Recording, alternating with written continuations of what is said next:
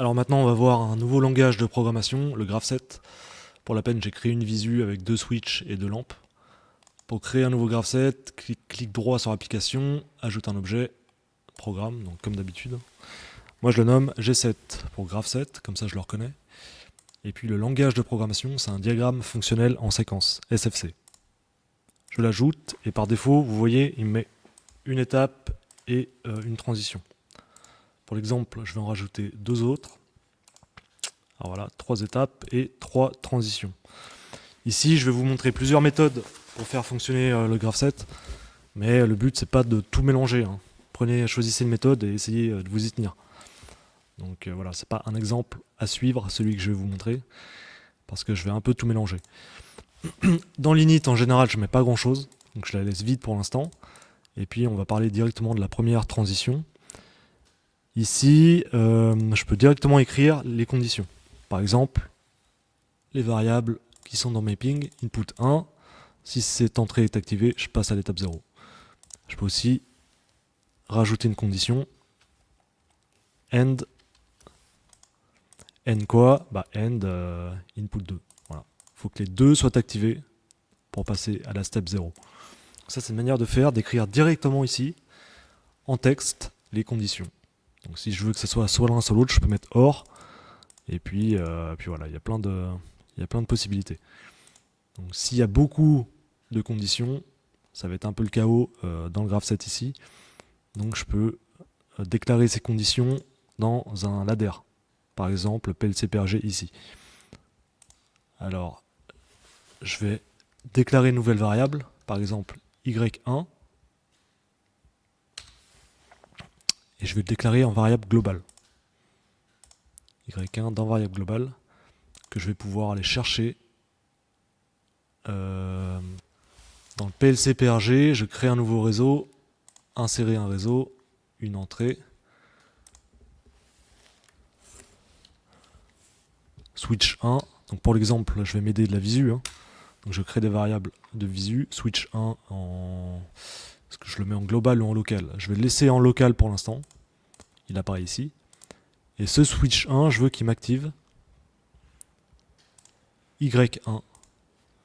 Y1 qui apparaît dans variable globale. Voilà. Donc si cette variable est activée, gvl.y1, ici y1 sera égal à true. Alors attention, si c'est une variable globale, il faut que le gvl apparaisse devant. Voilà. gvl.y1 sera activé et ça va me faire passer à la step 0. Ça, c'est pour les conditions. Maintenant, pour les step 0, pareil, il y a plusieurs méthodes. La première, c'est d'insérer, donc clic droit, insérer une d'action. Et ici, toutes les variables que je vais mettre ici vont être activées par la step 0. Alors, si je reste dans ma visu, lampe 1, ouais, décidément, je ne vais pas y arriver. Lampe 1, je la laisse en variable locale. Comme ça, dès que cette variable ici sera activée, ça va m'allumer la lampe dans la visu. Ça, c'est la première méthode. Ici, je vais utiliser la première méthode, donc switch 2. Pareil, je le laisse en variable locale. Par contre, il faut bien que je les déclare, afin que j'aille les chercher dans ma visu. Donc si je vais dans la visu ici, voilà, je vais être en parallèle. Le switch 1 dans variable, je l'ai déclaré où? Dans le PLCPRG. La lampe 1, elle était dans le G7. Donc vous voyez, c'est un peu tout mélangé, ça c'est ce qu'il faut éviter de faire. Mais comme ça, je vous montre un peu toutes les possibilités. Le switch 2, je l'ai déclaré dans le GraphSet, voilà. Et puis, ici, je veux que la step 1, elle m'allume la lampe 2. Donc je vais vous montrer une deuxième méthode pour le faire dans le ladder. Donc si je veux le faire depuis ici, je lui dis que s'il a ça, alors comment elle s'appelle cette step? Step 1. Alors si step 1 est activé, step 1 il est dans G7, donc G7 point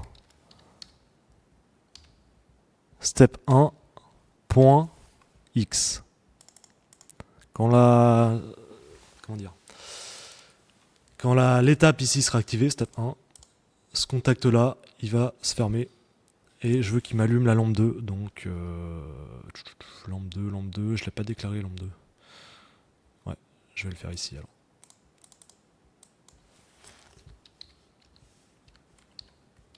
Lampe 2, que je laisse en variable locale et dans la visu. Là, dans variable, je vais chercher lampe 2. J'ai déclaré dans le PLC-PRG. Voilà.